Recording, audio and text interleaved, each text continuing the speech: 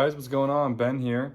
So I'm bringing you a different type of video today. I am going to try to do more of these videos where I'm just talking to you guys. I have been in this hobby for about 15 years, so I do know a thing or two.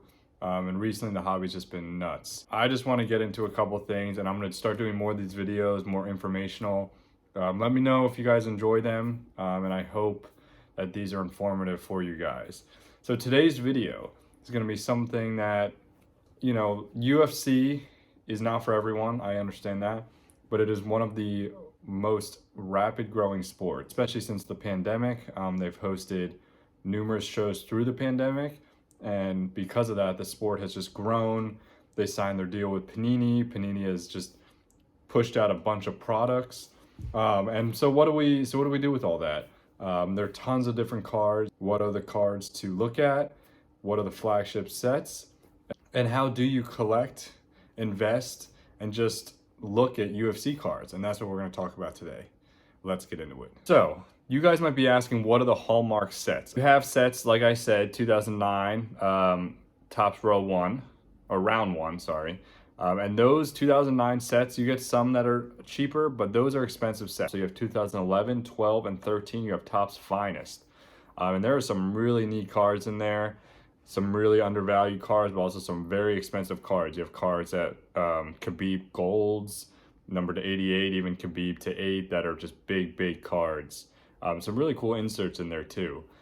And then you have the really expensive stuff that I'm sure a lot of people know of, and you have the 2017, 18, and 19 Topps Chrome. And especially 2017, those are pricey cards. So, what do?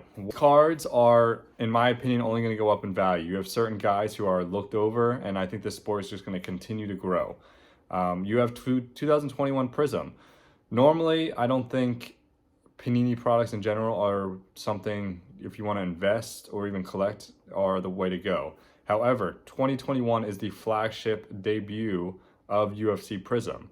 So you have first ever Prism cards of McGregor, first ever Prism cards of Khabib, things like that. You look at 2012 basketball and the first ever Prism, and you have a card of, Dwayne Wade, for example, a first year, it's not a first year card of Dwayne Wade, but it's a first Prism card, and you get a parallel, and it is a extremely expensive card. Now, obviously, there's a much bigger global following for basketball, but you get the idea. So now I'm going to get into the legends of the sport, the legends and the current stars, and guys you need to look out for. Maybe some of these guys are undervalued right now.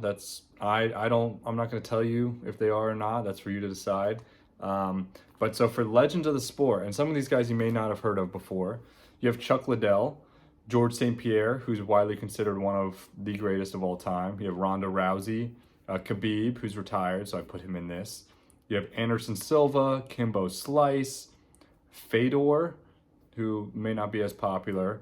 You have Brock Lesnar, who everyone knows, and you have Henry Cejudo and Matt Hughes. And I included Henry Cejudo and Matt Hughes. Henry Cejudo is a two-time champ, and there's only a few of those. And Matt Hughes is a big name, but just doesn't get the same recognition. And then you have the current stars. So you have guys like Islam Makhachev. You have guys like Israel Adesanya, Khamzat Chimaev.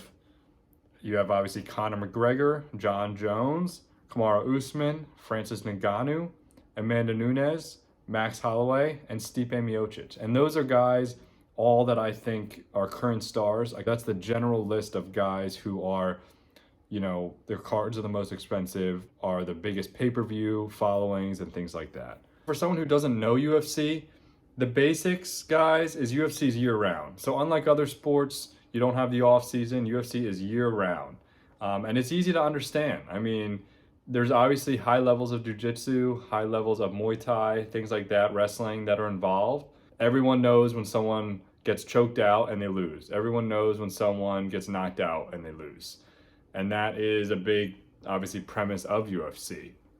And it's becoming more and more worldwide as we speak. They hosted events in London. They want to host events in Africa. As far as fighters go, obviously, that's the main issue. One of the main issues is that you don't get to see your favorite fighter every week. So in general, fighters are 2 to 3 times a year. Some fighters can push it to 4. Occasionally you have 5, and occasionally you have 1. But normally that 2 to 3 is the pocket where most fighters compete. And that obviously, you know, you get beat up and you have to recover. So that is the basis, at least, of UFC and how it's run. Card related part of UFC is only 13 years old, and its 2009 Topps Row 1 is just the first ever product, which is crazy to think about. So there's some pretty important cards in 2009 Topps and kind of like Hallmark cards. One of them is a Topps Joe Rogan. You love him or hate him, he is a celebrity. You see celebrity cards in general going up, and that is like a Joe Rogan rookie card. So you have that card that raw sells for $250 and can fetch upwards of that in obviously PSA 9, 10 copies. Then you go a little past that. You obviously in 2009, you also have people like John Jones, George St. Pierre. So after the 2009 cards, you have the 2012 Topps, which has a Khabib rookie card. The 2012 Topps Finest is when they first had atomic refractors, golds, things that us as collectors really love and really like to collect. And in that set, you had Ronda Rousey first year autographs, and you have 2017 Conor McGregor Topps Chrome card, which is a huge card, and then low number parallels is a big money card.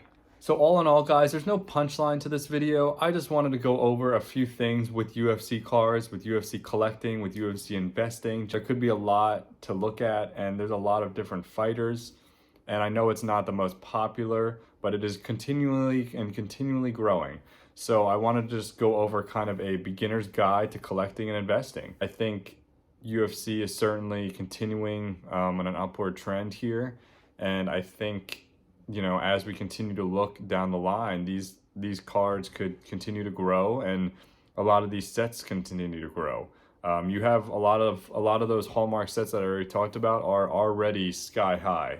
And I'm not saying to go buy, you know, a $1,500 box of Topps Chrome. But if you guys have any questions about UFC cards, you know, drop it in the comments below. If you guys have any favorite sets, favorite fighters, please let me know. I hope this video was somewhat informative. I hope you guys are enjoying this new type of video. I don't just want to do box breaks all the time.